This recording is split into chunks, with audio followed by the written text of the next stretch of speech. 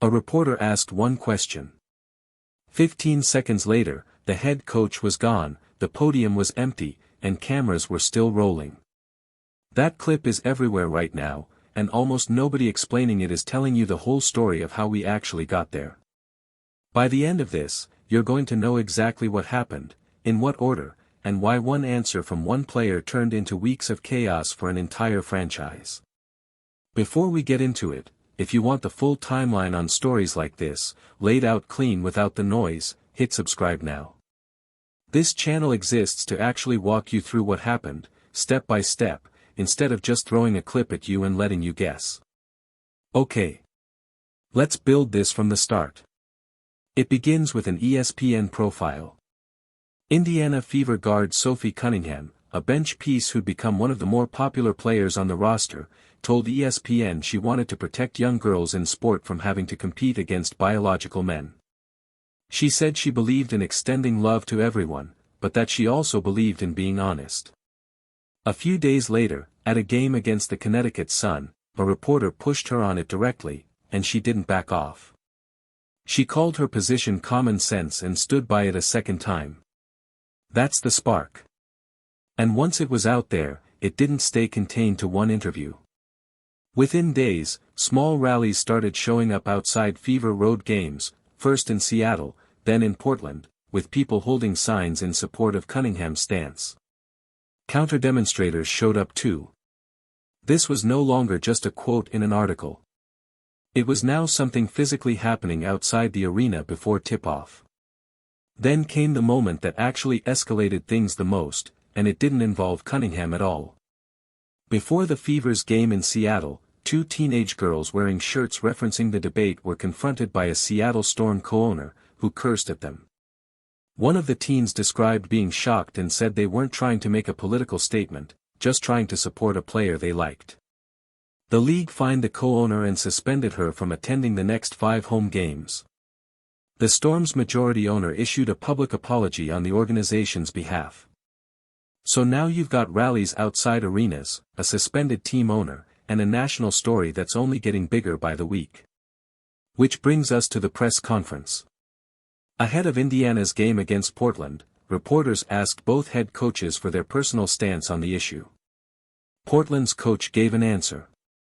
Then it was Stephanie White's turn. White said she didn't believe exclusion was the answer, but that she didn't feel educated enough on the science to give what she called a smart answer. She talked about growing up playing with boys because there weren't girls' sports available to her at the time, and said the conversation needed to be deeper and more layered than a yes or no answer. It was a real answer, just not the direct one some reporters were looking for, and it immediately split reaction online, with some calling it a thoughtful non-answer and others calling it evasive. Here's where the walkout happens. In a separate media session, a reporter asked White directly how she, as a member of the LGBTQ+ community, received Cunningham's comments, and whether the team had discussed it in the locker room. White read a short organizational statement instead, saying neither she nor Cunningham had any connection to the outside rallies and that the team's only goal was winning games. Then she asked if there were any more basketball questions and ended the session. That's the exact clip that's been circulating everywhere the past few days. Now here's the part of this story that's gotten a lot less attention than the walkout itself, and it's arguably the more interesting thread. In the weeks since her comments went public, Cunningham's playing time has visibly dropped. She's a player who scored 33 points across a single back-to-back stretch earlier in the season, and more recently her minutes have thinned out to the point where fans watching the broadcast were asking in real time where she was during close games. When reporters asked White about it directly, the answers stayed vague: no clear injury explanation, no specific basketball reasoning, just general language about managing the rotation. To be fair here, that alone doesn't prove anything. Coaches trim rotations constantly for reasons that have nothing to do with outside noise, and nothing has been confirmed publicly connecting the two. But the timing is exactly why fans keep bringing it up every time Cunningham's name comes off the floor in a tight fourth quarter.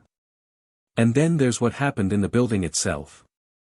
During a recent home game, a section of the crowd booed Cunningham the moment she checked in.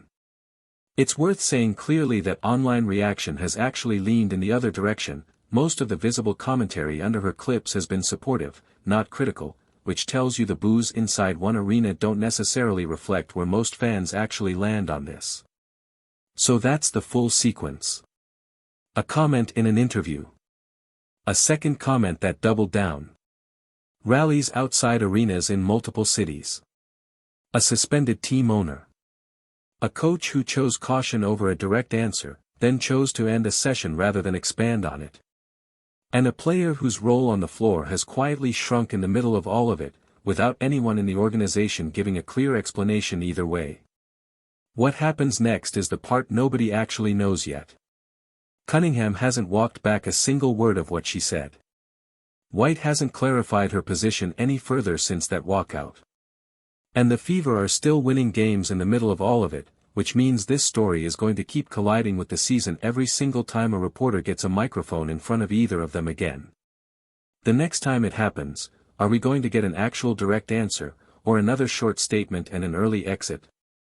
That's genuinely not clear yet, and that's exactly why this one isn't over.